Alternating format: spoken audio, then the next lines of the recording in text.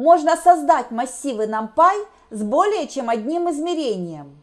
Этот раздел будет сфокусирован только на 2D массивах, но вы можете использовать NumPy для создания массивов гораздо больших размеров.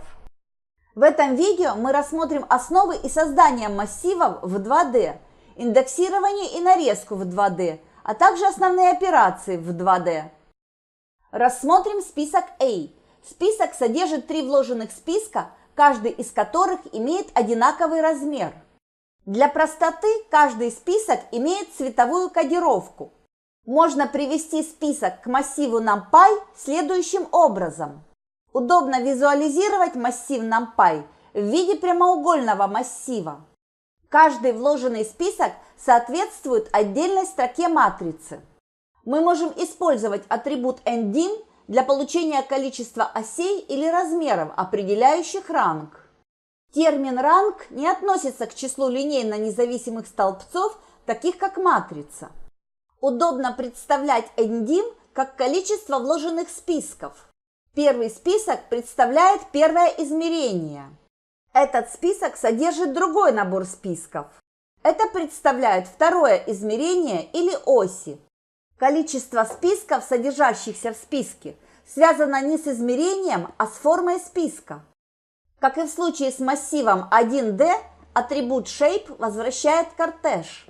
Также полезно использовать прямоугольное представление. Первый элемент в кортеже соответствует количеству вложенных списков, содержащихся в исходном списке, или количеству строк в прямоугольном представлении, в данном случае 3.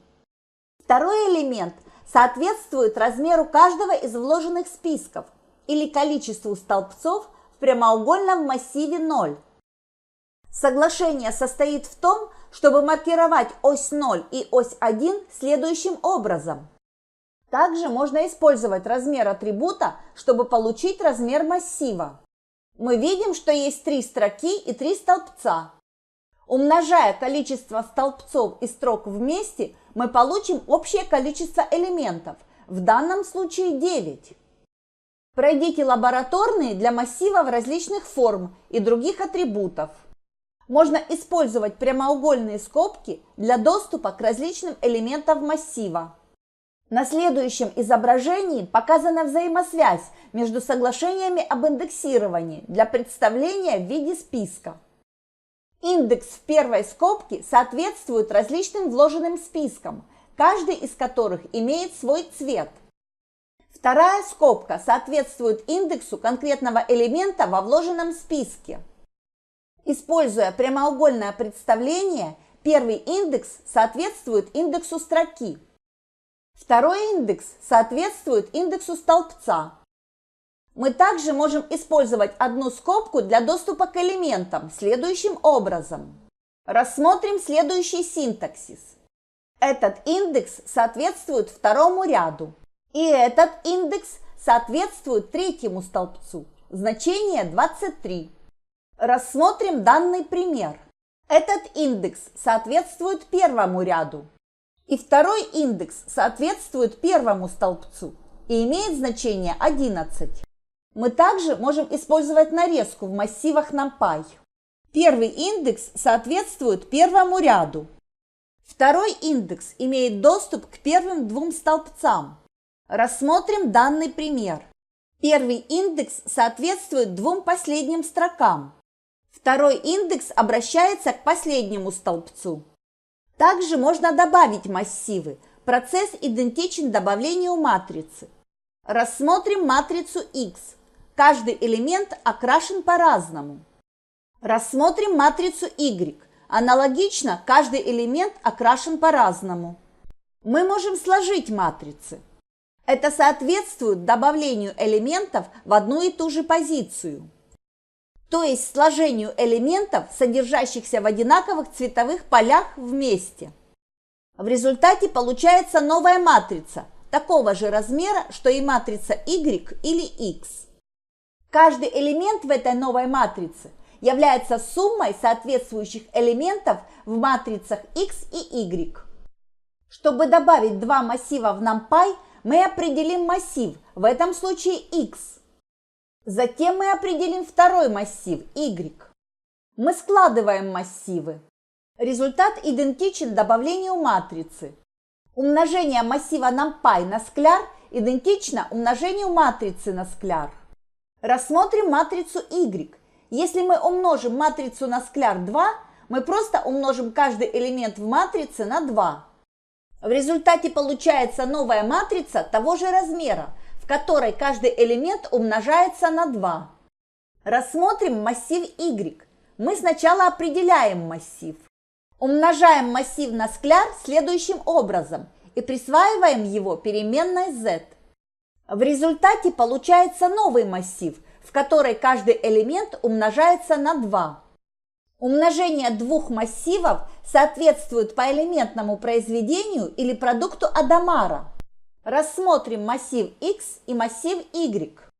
Продукт Адамара соответствует умножению каждого из элементов в той же позиции. То есть перемножаются элементы, содержащиеся в одинаковых цветовых полях, вместе.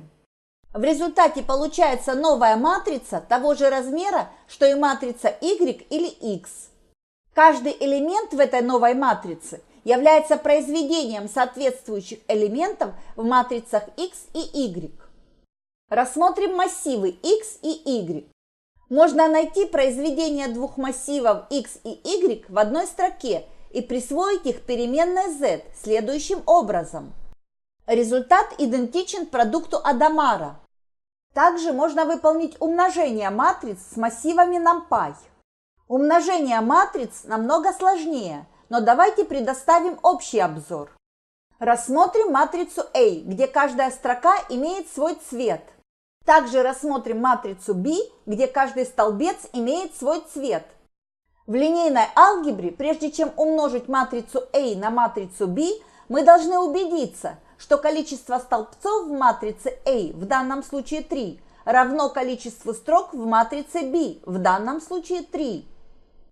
При умножении матрицы для получения строки I и столбца G новой матрицы мы берем точечный продукт строки I матрицы A и столбца G матрицы B. Для первого столбца первой строки мы берем точечный продукт первой строки матрицы A и первого столбца матрицы B следующим образом. Результат 0. Для первого ряда и второго столбца новой матрицы мы берем точечный продукт первой строки матрицы A, но на этот раз мы используем второй столбец матрицы B. Результат 2. Для второй строки и первого столбца новой матрицы мы берем точечный продукт второй строки матрицы A с первым столбцом матрицы B. Результат 0. Наконец, для второй строки и второго столбца новой матрицы мы берем точечный продукт второй строки матрицы A со вторым столбцом матрицы B. Результат 2. В NumPy мы можем определить массивы NumPy A и B. Можно выполнить матричное умножение и присвоить его массиву C. Результатом является массив C. Это соответствует матрице умножения массивов A и B. В NumPy можно сделать гораздо больше. Зайдите в numpy.org. Спасибо за просмотр этого видео.